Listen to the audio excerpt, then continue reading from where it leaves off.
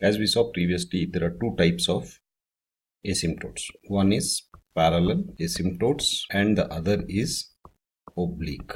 Basically here parallel to the coordinate axis. We have already seen parallel asymptotes. Let's look at oblique asymptotes, how to identify them. So to identify the oblique asymptotes, the steps involved are write the curve equation in the following form: hn plus hn minus 1 plus hn minus 2 and so on equal to 0. Now here h, let's say in general I, here h is a homogeneous expression in x and y of degree I.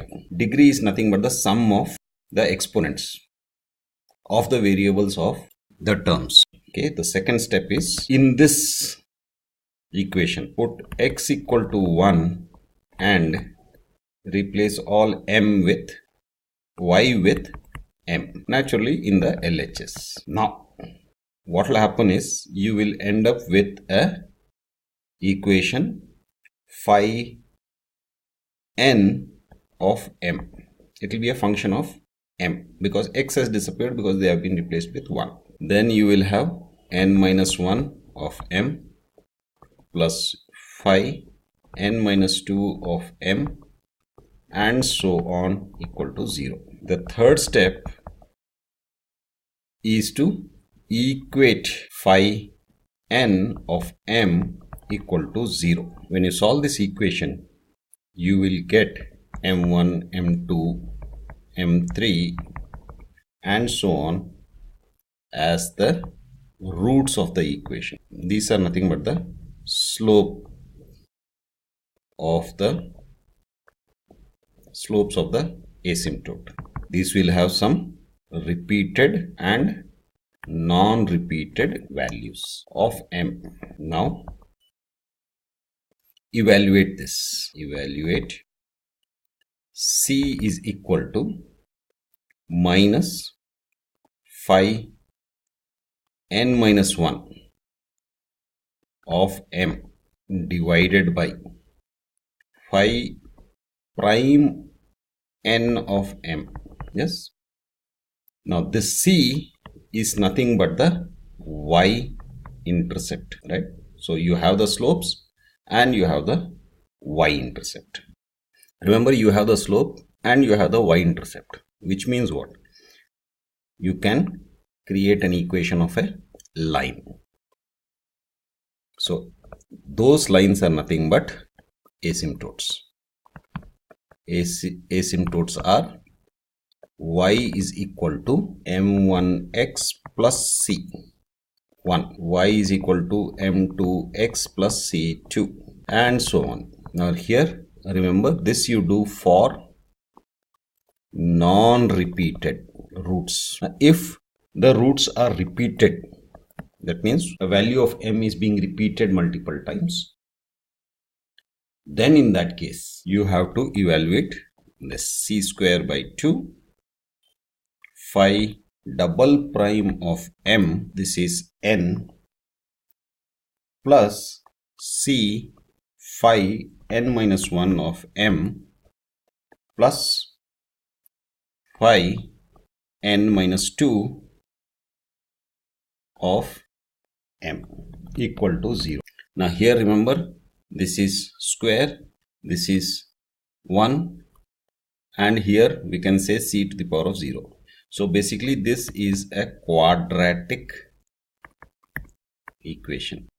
We just have to solve it by substituting the appropriate values. So which means this again would give you two values, and these two values, since m is going to be equal, they will be parallel oblique asymptotes, right? If you when you use those m's to create the equation of a line. Okay, let's actually see what it means by looking at some examples. But remember, the number of asymptotes will always be less than or equal to the degree of the equation. So let's look at some examples. Let's look at the first one. Y cube minus x square y plus 2y square plus 4y plus 1 equal to 0. I'm sure you know what I mean by degree. Here 3.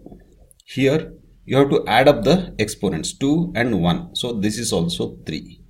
So we can bracket it together. Here 2. So this is alone. This is, and here we can say y to the power of 0. So which means that, remember h3, the degree of the equation, h3 is going to be y cube minus x square y. h2 is equal to 2y square. h1 is equal to 4y. Substitute x equal to 1 and y equal to m. So our equation becomes m cube minus m plus 2m square plus 4m plus 1 equal to 0, right? So this is h3, this is h2, this is h1, or we can say phi 3 of m is equal to m cube minus m. Phi 2 of m is equal to 2m square. Phi 1 of m is equal to 4m. Take the highest one. So phi 3 of m equal to 0. This is what we have to evaluate. Now phi 3 of m is m cube minus m equal to 0. Which means m square minus 1 equal to 0. Which means m equal to 0. M square minus 1 is m plus 1 into m minus 1. So which means m is equal to plus or minus 1. That means, remember, all these three roots that we have are distinct, right? Distinct roots. There are no repeated roots. And now we have to figure out the C, that is the Y-intercept. These were the slopes. So now we have to figure out the Y-intercept. Phi n minus 1 of m by phi n prime of m. Okay, so let's actually do the substitutions. Now phi n minus 1 is what? N minus 1, n is 3, so 3 minus 1 is 2. So 2m square by, now phi prime of 3. So phi prime is equal to 3m square minus 1. Okay, so 3m square minus 1. Remember, we have three values of m. So let's take each one of them. So if m is equal to 0, then c will be equal to what? Minus 2 times 0 by 3, 0 minus 1, which is 0. If m is equal to plus 1, c is equal to what? Minus 2 times 1 by 3 times 1 minus 1, which is minus 2 by 3 minus 1 is 2. So minus 1. Okay. Now if m is minus 1, then again 2 minus 1 square is 1. Again m square is 1 minus 1.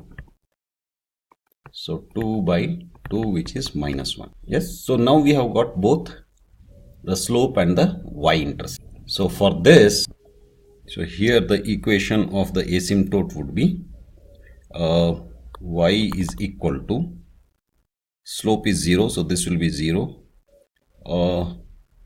and c is 0. So y equal to 0 is the equation. What about this?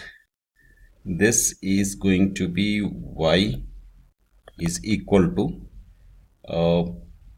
x plus minus 1. So which means y is equal to x minus 1.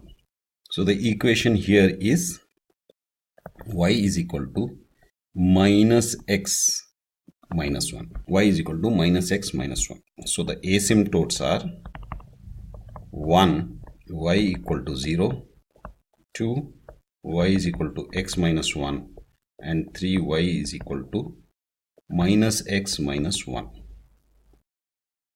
Okay, now let's look at how this whole thing looks like in GeoGebra. Okay, let's specify the equation y cube minus x square y plus 2y square plus 4y plus 1 equal to 0. So this is our visual representation. Let's look at the asymptotes. Let's ask GeoGebra to do it. Asymptote of A. So here if you notice, there are 3 asymptotes. One is parallel to the x-axis. It is on the x-axis. And there are 2 oblique asymptotes. Okay. Now what I'm going to do is I'm going to specify the equation of the solutions that we have arrived at. So remember, our solutions are y is equal to 0, right? So do you notice exactly on top of each other? Let's specify the second one, y minus x plus 1 equal to 0, or y minus x equal to minus 1, exactly on top of each other. And the third solution is y plus x plus 1 equal to 0, exactly on top of each other, right? So our solution is correct. I had slightly given it differently, nothing else but y minus x plus 1 equal to 0 and y plus x plus 1 equal to 0. So it was the same thing. Anyhow, I think enough for today. Bye for now.